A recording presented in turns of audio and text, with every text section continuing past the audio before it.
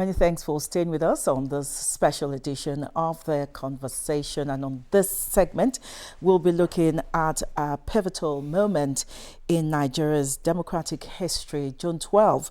It's a day that symbolizes the power of the people, the resistance of a nation, and the courage of a city, Lagos.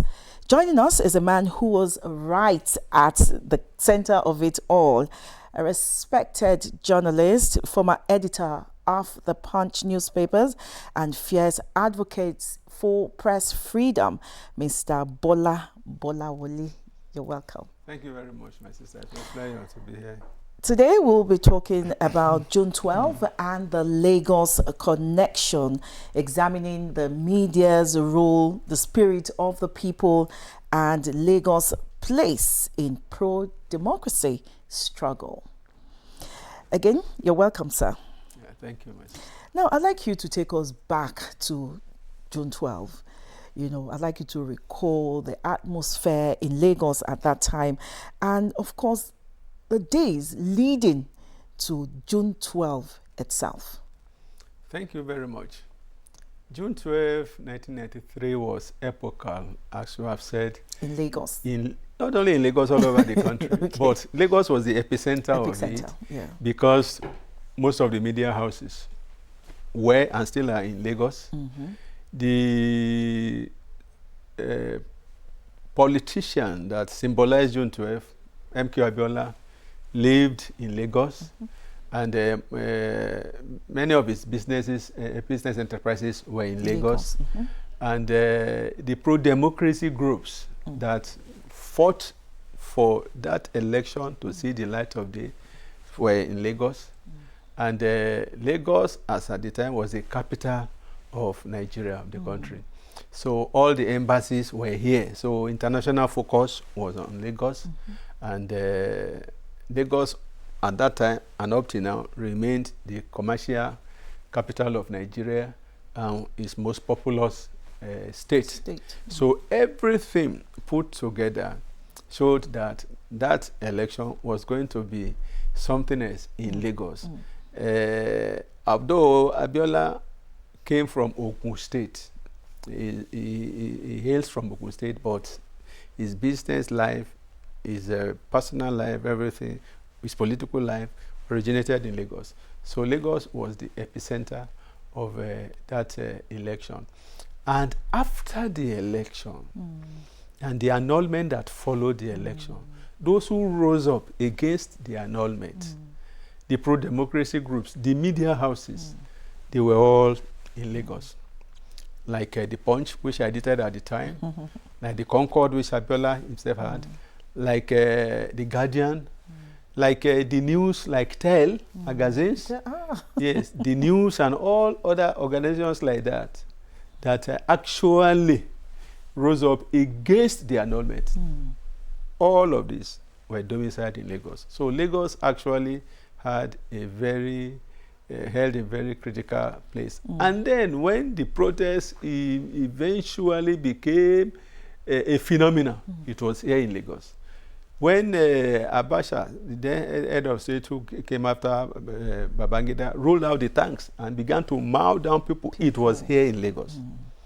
Everywhere in Lagos, Ikorodu Road, Ojota, and everywhere, people were killed in their hundreds. It was here in Lagos. When Abacha was trying to also quash the public outcry against it, many of the politicians, many of the important people that were killed, Abiola was killed here in Lagos. Dr. Amashola was killed here in Lagos. It was here in Lagos that the publisher of The Guardian, Ibru, was attacked here in Lagos, and he lost one eye to that attack. It was here that the then Nadeko leader, Ibrahim Adesoya, escaped assassination here in Lagos. It was here in Lagos that Afren Rewani was killed at GRA here in Lagos. So you discover that a lot of things happened here in Lagos.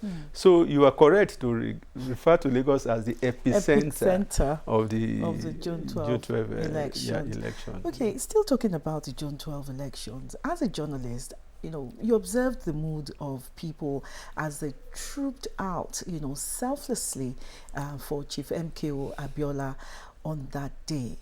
what is the significance of people trooping out, and what is the significance of that vote that day? Abiola as a person was phenomenal. He was called the pillar of sports in Africa for the interest he took in sponsoring, promoting sports. And don't forget, he had a football club, Abiola Babes. And don't forget that Nigerians love football. So somebody that was identified with football, like Abiola was, there was no way that his name was household. That's one, even on the level of sports.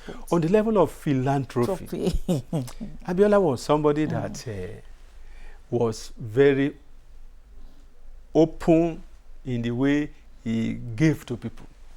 So there was hardly any community in Nigeria where Abiola did not have a touch. Do something here, do something there.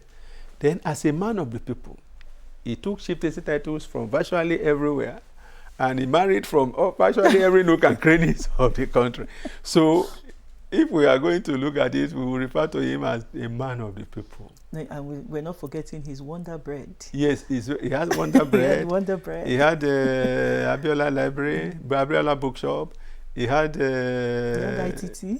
ITT. He had Concord newspapers. Concord newspaper had about 20 other publications under their stable. Then at a point he owned Berek there, and he had airline, Concord Airline, and a lot of things like that. A lot of Concord Farms, Abiola Farms, and things like that. Abiola Babes and things like that. So he was a man that had his hands in different kind of pies and things like that. So he was a very popular man. That is one. Then his campaign was electric. I was discussing at another forum this morning where we were looking at his campaign songs and slogans. MKO is our man on the march again, waiting for Mr. President. MKO is our man. In fact, the people that... So everybody was singing it a lot. So it was electrifying. It was electric. So you can, even if you cannot identify with the man, you can identify with the campaign. And campaigns are very important. Before Abiola, the only time we had seen campaigns were during the times of during the First Republic, Awolowo and the others. After him, there were no campaigns in the real sense of the word. But Abiola's campaign even took a new dimension. The time of Awolowo, they were using helicopter to write Awo in this. People say, you see, campaign must interest people, must generate. What is campaign? Campaign is to draw out the voters, the electorate, to make them get interested so that they can participate. You will see now that voter apathy is increasing because people are no longer interested. Where do politicians campaign now? They will only go to the capital and spend one, and that's the end. But in those days, Awolowo went to every nook and crannies of Nigeria. Abiola campaigned all over the federation. Today, we don't have such campaigns. So the way the campaign of Abiola was wired also made people to become interested in politics. Made people to believe it. They came out. And Abiola spoke to people. And he told people, there was one interview of his that I watched. He said, when I talk to you, you should know that I know what I'm talking about. He said, I am part of these people. I know what to do. You said you will banish poverty in 6 months. How will you do it?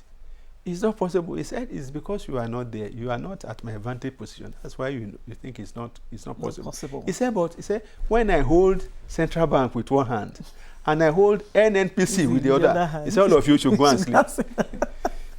Don't you know that is still our problem till today? Till today, yes. Anyone who wants to govern this country and govern it well and achieve anything must hold NNPC with one hand and the Central Bank with the other. Those are the two things. The present president, what did he do? The first day in office, what did he do?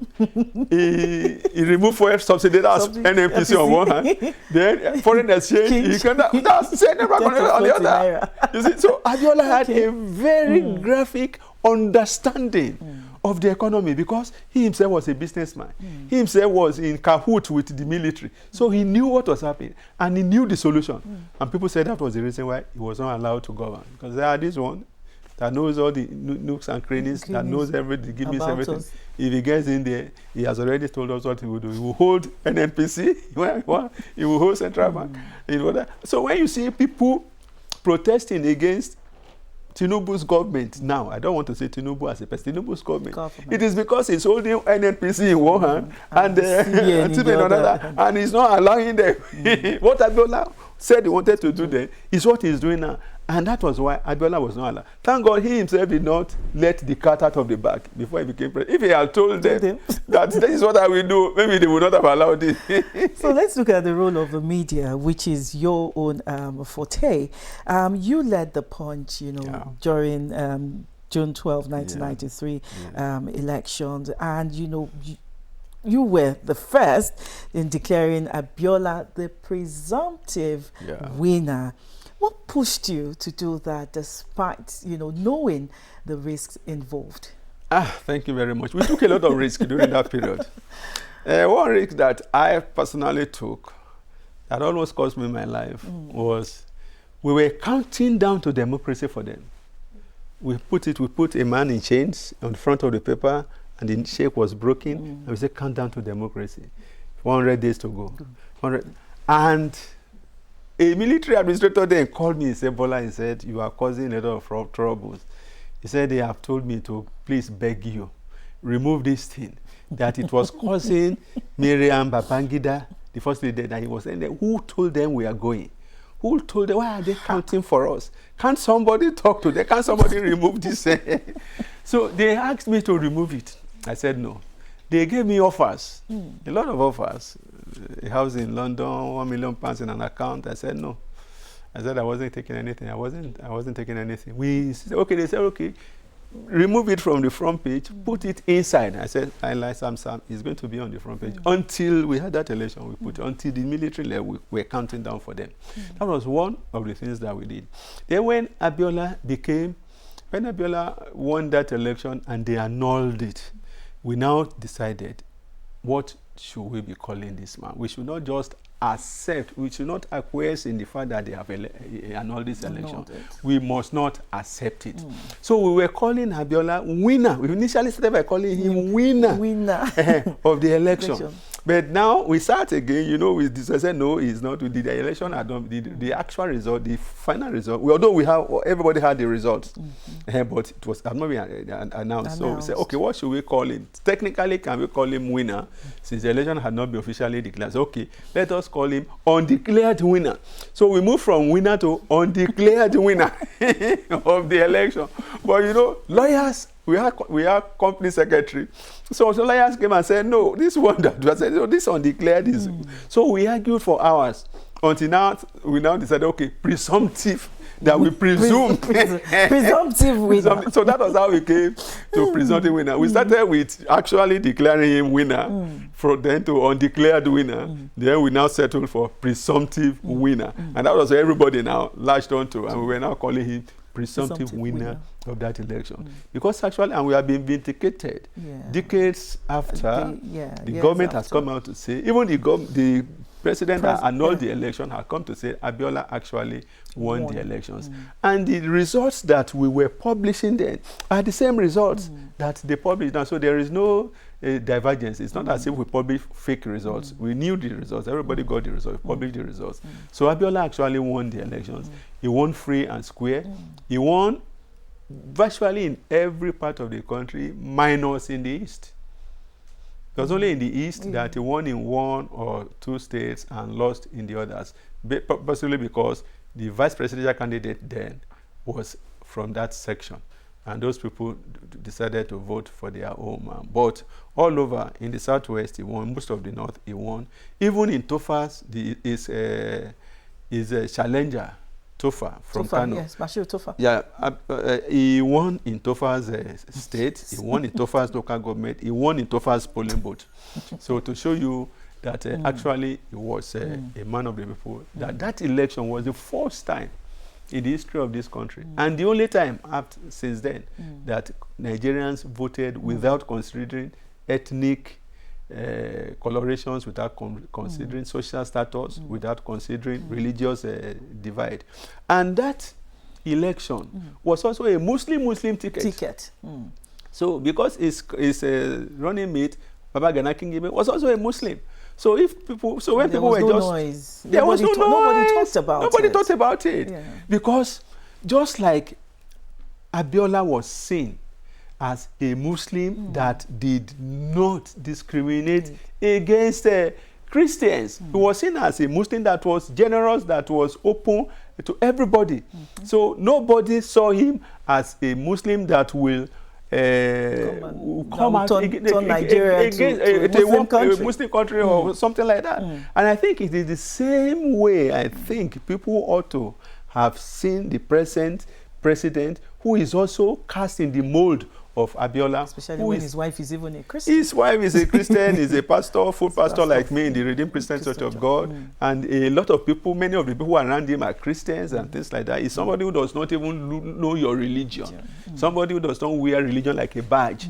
You know, and I think those are the people that we need. So it is not, well, of course, as a pastor, me, I will be critical of Muslim ticket if I see that the Muslims that are there are Islamists. But this one is not an Islamist. This one is somebody that everybody else is an open book. Free man. Yeah, we can say that this is not somebody. And the last 2 years has actually proven that that this his administration, can anybody say that he has been against Christians? In fact, people are accusing him now that he's favoring Christians more than Muslims. So the people who were now shouting at that time that we don't want Muslims, now we ask them, our market. Now the man is there. And they can't talk again. Okay, in July 1993, the Punch newspaper was proscribed. Yes. And in June 1994, you were arrested. Yes. Can you recall the incidents that led to both proscription of the newspaper and then your arrest by the DSS? Our proscription was because we refused to compromise on June 12th. They wanted us to compromise on June 12th. We said no. They brought ING, International Government. We refused to accept it, to acknowledge it. I remember that when they were proposing the ING, I got information that President Babangida was sending an emissary to Otafam to meet a former general and former head of state, Obasanjo, to propose the idea to him to see whether he will accept. So what I did as editor of Punch then was that I sent reporters and photographers to Obasanjo's Otafam to go and wait for that general that was coming from Abuja. They didn't know. They were surprised how I got the story. So immediately the general came, went inside and discussed with Obasanjo. Immediately as they were coming out, my reporters and photographers just accosted them. Sir, have you accepted the offer to be chairman of the ING? That was the question they asked Obasanjo. Obasanjo was looking, who told you people? That we understand that that's the message he brought from to you from General Babangida. So because of that, we were told Obasanjo felt very embarrassed. He couldn't accept that offer. That was why the offer was now shifted to Ernest Shonekan. When Ernest Shonekan became the interim national government, he invited me, sent somebody to me, invited that we should talk. We decided at Punch we refused to have anything to do with the ING. The same way we refused to accept the annulment. It was because we refused to accept the annulment. We continue to insist that the election must be annulled. We continued with our protest that on June 12th we stand. That was why they proscribed the Punch. Yes. And when I was detained there, actually, they came in the night, but I had left about 10 minutes before they came. When I was driving, I saw them. We were driving against each other. It was this old Punch office at Dr. Mu side there. So there was a barricade. I was on this side. I was going. They were coming on the other side. So they didn't know it was me anyway. So by the time they got to Punch, they were told that the editor just left. So it was a good thing that they didn't meet me there. So I just left. So in the next morning, I came to the office myself. And at the junction, people told me that there was a protest by the junction. The petrol attendant told me, "Okay, soldiers, military, they have taken over your office. So you better turn back. All the reporters will be turning back." I said, "No." Of course, you didn't turn back. I said, "No, I won't turn back." I said, "Why should I turn back?" I said, I had a friend with me. I asked her, I said, "Moji, get down from the car." So I am going in. He said, "No, I will go with you wherever you are going." I said, "Okay, fine." So we drove in. And they were shocked. They saw a vehicle coming, and so I have told them, "Open the gate. I am the person you are looking for. I'm the editor. I'm Bola Wole." So they opened the gate. I entered. And then I saw that my colleague, the editor of the Sunday Punch, that worked overnight because it was a Saturday. They worked overnight. So I said, "Godwin, what are you doing here?" They asked them to kneel down on the tarmac. I said, "Godwin, what are you doing?" They said, "Sit there." I said, "Well, pick your things, go home now. You are not the one they need now. It's me they need." So I told the security, I told the soldiers, I said, "Open the gate, let them go. It's me that they need." And I asked them, "Where is your boss?" They said, "He went to eat." I said, "Foolish man." They asked him to go and arrest somebody. He asked his arrested the person, he went to eat. I said, "Okay, tell him to meet me in my office." So I went with my friend, we went to the office. So when the guy came, he ran to my office. He came, I said, "I'm Bola Wole.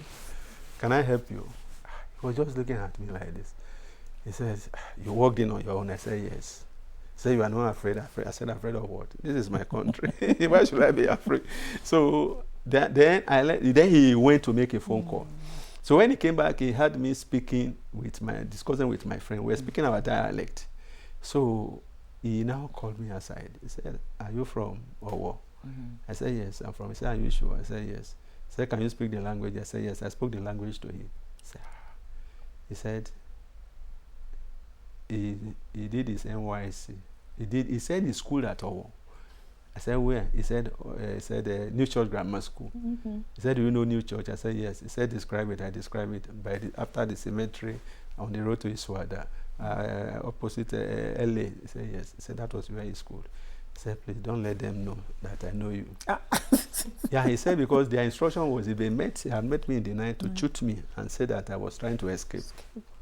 I said, "But now that you came on your own in broad daylight, how can we shoot you now?" He has gone to tell them, and the man walking on his own. He said they were surprised. He walked in on his own. He said, "Yes." When others are running out of the country, this one walked in on his own. He said, "Yes."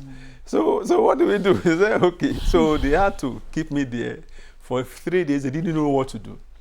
I think it was the 4th day they now took me to Ikoyi, to their head office, and I met the guy. Said, "You walked in on your own," and things like that. Yes.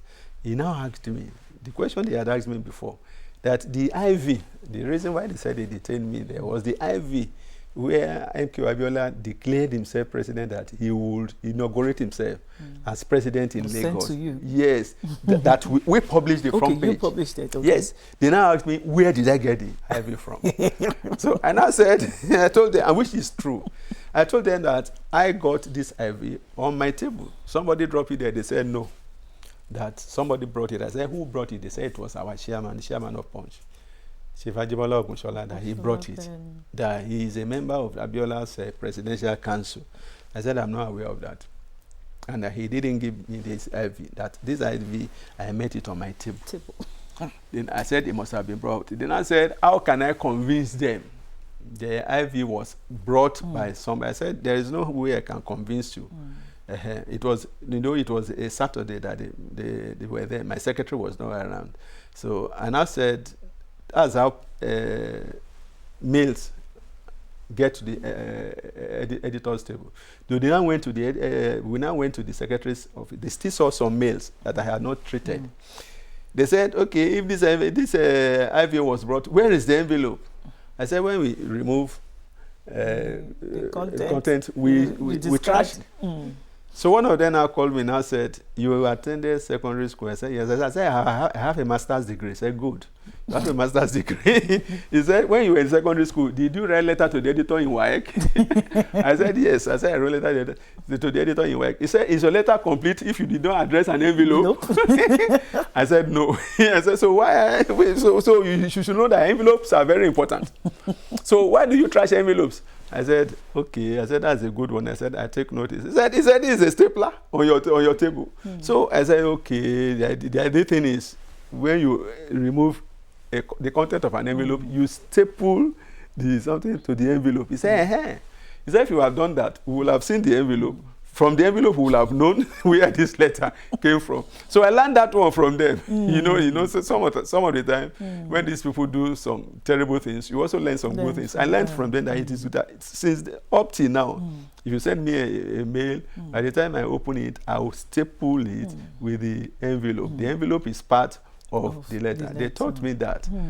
So that was a good lesson. I'm glad you mentioned the declaration of Abiola, MKO Abiola, as president. So we'll now spotlight one of the, boldest, daring acts of Chief MKO Abiola's famous Ekpetedo declaration. Yes. So why do you think Chief MKO Abiola chose Ekpetedo to declare himself president? Was it a strategic move or was it a symbolic one?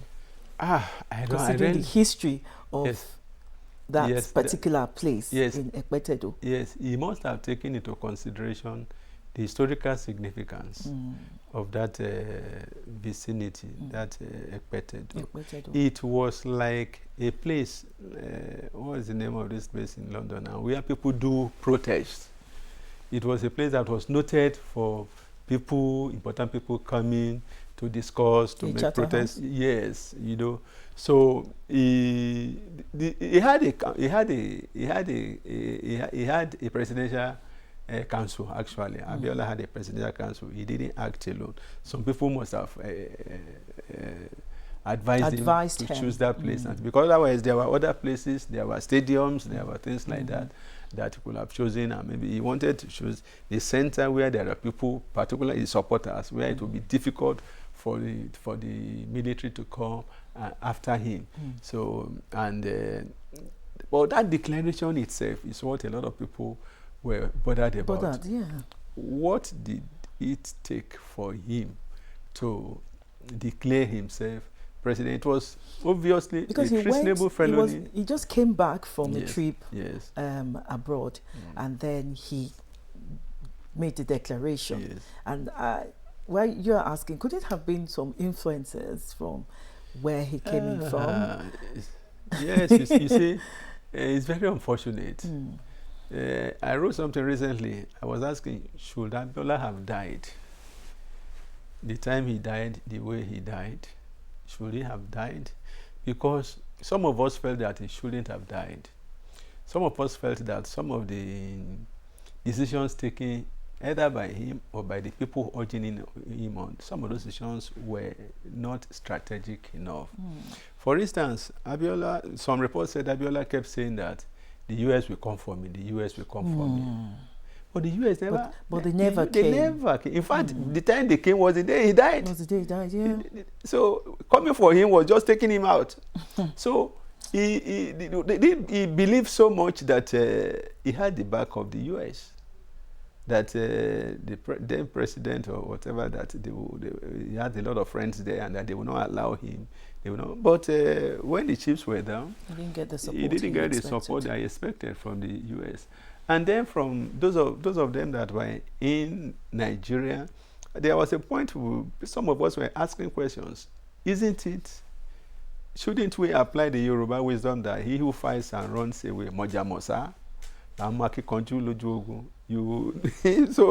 so why don't you? By the time he was offered what they call degrading or the humiliating bail condition, some of us said, why couldn't he accept it and leave? I know that I wrote something. I wrote an article. I still have it. Coming home empty-handed. MKO Abiola coming home empty-handed. And I wrote that after I saw when the Commonwealth Secretary and then Anna, the UN Secretary, when they visited him in prison, and they took a picture. I think it was Commonwealth, and then Aigbe as the vice president then. And the man was, in fact, the man was emaciated. Looking very frail. Yes. And I started journalism covering foreign affairs. So at that time, I still had a lot of friends in foreign affairs. The doyen of the diplomatic corps then was a friend of mine. Called me and said, Bola, tell your man to accept any condition and leave the prison. So he said, I won't tell you more than that. Tell him to accept any condition. And I wrote that call. And I told some of them, they said, no, the government is now very jittery. He should stand firm. This is not the time he should renounce his mandate and things like that.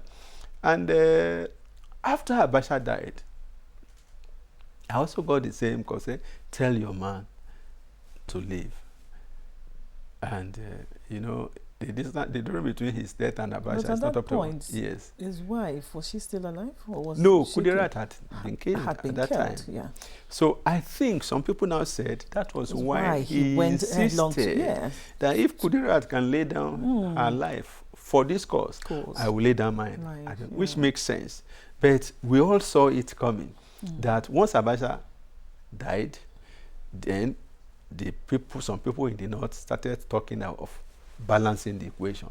And even in the so-called diaspora in the US, they now saw that, okay, these were the two people that were not allowing peace to reign in Nigeria.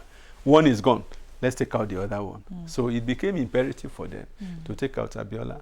I wrote a column. When I wrote that, coming home empty-handed, my chairman then said, this is curious. He commented and said, this is curious. that is curious. Actually, it was curious actually because it was against my stand all along. And he said, I stated everything. We have fought. Everything was okay. But I said, but at this point, I will counsel that Abiola should, even if it means coming home empty-handed, he should come home, go and take care of his health and go and re-strategize. So after Abiola died, my chairman ran to a clip and said, Bola, what did you see the other time that you wrote that column? I said, sir, it is too late now. You cannot be talking now that Abiola is dead. It was that time you should have asked me, why did I write this? Instead of you casting a doubt on my loyalty, you should have asked me, Bola, why did you write this? Particularly when you saw that everything that I wrote, all the introduction until the last paragraph, I was still standing on our point. But at the last, I now said, having said all of this, we have gotten to the point now where Abiola should renounce everything, come home, and let us go and strategize. I said, now Abiola is dead. So what can because I had privileged information from the diplomatic corps that they were going to kill him. And that was what they did. So, as a journalist, I'll still come back to our role in the media. What lessons should young journalists now learn from your struggle and others who are no longer here today? What should they learn from the media activism you all displayed at that time? I will say that they should be professional. Can you imagine if I hadn't taken the stand that I took, if I hadn't taken the risk that I took, perhaps nobody will remember Bola Wole today. A lot of people ought to have gone into Punch premises when the place was invaded. They got to the gate, they ran back. Yeah. When I got there, I called those who were ahead of me. I called the chairman said I should call the MD. I called the MD, his lines were switched off. So if I had run away, I would not have been known today. Journalism, you must take risks. It's a profession that demands that you take risks. So you must take risks. That's number one. We have ethics of the profession. When I decided that I would go in there, my friend asked me, said, Bibi, why do you want to go in there?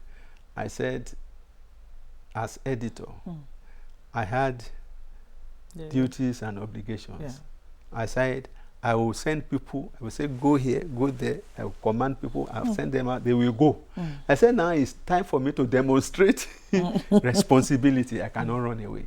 I told her, I said, my friend, Chris Imodibe, died in Liberia. An editor sent him there. his colleague Oretusi died. Said somebody, an editor. I said I can send reporters to their death, and they must go. They must go. I said now my own duty is calling. I said I will lead by example. I said I must lead by example. I must go in there, even if it is death. Let them shoot me. Let them do whatever they want to do.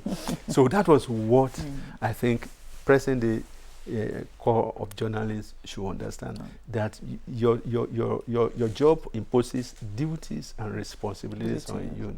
It confers privileges on you as well. As you take the privileges, you must not shy away from discharging the duties and obligations of your profession. It's very, very important. Okay, thank you very much. We will be stopping here because of the presidential special broadcast at 12. Thank you very much, Mr. Bola Bolawole, journalist, public affairs analyst, and we've been talking about the June 12 and the Lagos connection. We'll be having you back because this conversation has not ended. It's beyond June 12th. Yes, thank you very much. I'll be willing to come back. We'll go on a short break now. When we come back, the conversation continues.